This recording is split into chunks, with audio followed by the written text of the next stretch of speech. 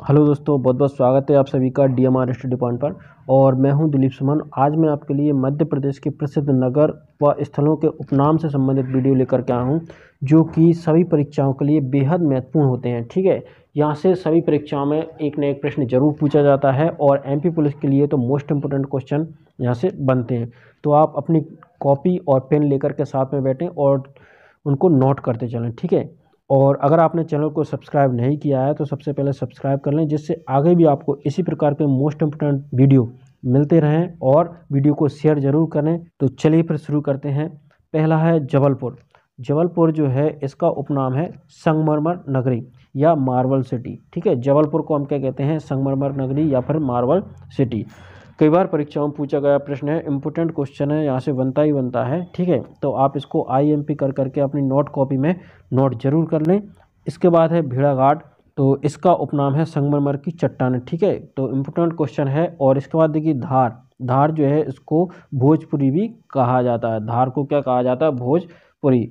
और मंदिरों और मूर्तियों का नगर किसे कहा जाता है? उज्जैन को। इम्पोर्टेंट क्वेश्चन है दोस्तों, क्योंकि यहाँ पर सबसे ज़्यादा मंदिर और मूर्तियाँ हैं। ठीक है, और यहाँ पर कुंभ का मेला भी लगता है। ठीक है, और इसके बाद देखिए उज्जैन, इसको महाकाल की नगरी भी कहा जाता है। तो उज्जैन को मंदिरों और मूर्तियों का नगर और साथ ही महाकाल की नगरी भी कहा जाता है। इसके बाद है खजुराहो। तो खजुराहो को हम क्या कहते हैं? शिल्प कला का तीर्थ। इम्पोर्टेंट क्वेश्चन है। खजुराहो जो है शिल्प कला का तीर्थ कहलाता है। इसके बाद है भीमबेटका। तो इसको शैल चित्र कला उपनाम के नाम से जाना जाता है। और सांची, सांची को बौद्ध जगत की पवित्र नगरी कहा जाता है। ठीक है, सांची को बौद्ध जगत की पवित्र नगरी कहा जाता है। इंपॉर्टेंट क्वेश्चन है दोस्तों।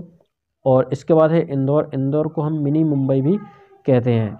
ठीक है, इसके बाद है सिवनी। सिवनी को मध्य प्रदेश का लखनऊ भी कहा जाता है। ठीक है, सिवनी को मध्य प्रदेश का लखनऊ कहा जाता है। बालाघाट को मैग्नीज नगरी कहा जाता है। बालाघाट को मैग्नीज नगरी। और कटनी को कहा जाता है चूना नगरी। ठीक है, तो इसको आप ऐसे भी याद कर सकते हैं कि अगर हम चूना को जीभ से लगा लें तो जीभ कैसी कट जाती है। ठीक है, तो हम कटनी को क्या कहते हैं? चूना नगरी। मांडू जो है इसको आनंद नगरी कहा जाता है या फिर city of Joy. Important question है। मांडू से जितने भी क्वेश्चन बनते हैं इनको आप बिल्कुल रट लीजिए, इंपॉर्टेंट है यहाँ पर। ठीक है, इसके बाद है मालवा। मालवा को कहा जाता है गेहूं का भंडार। ठीक है, मालवा को गेहूं का भंडार। और ग्वालियर को कहते हैं तानसेन की नगरी। ध्यान रखना है आपको, ग्वालियर को क्या कहा जाता है? तानसेन की नगरी। मेहर को संगीत राजधानी भी कहते हैं। ठीक है, और इसके बाद है भोपाल। भोपाल जो है इसको झीलों की नगरी कहा जाता है। ठीक है, और भोपाल जो है मध्य प्रदेश की राजधानी भी है। ठीक है, पचमढ़ी को हम कहते हैं पर्यटकों का स्वर्ग।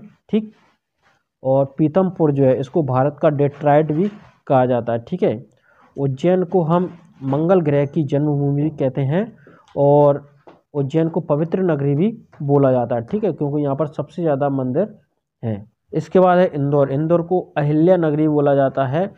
और ग्वालियर को पूर्व का जिब्राल्टर। इंपॉर्टेंट क्वेश्चन है दोस्तों, इसको जरूर नोट कर लीजिए आप अपनी कॉपी में। और पन्ना को कहा जाता है डायमंड सिटी।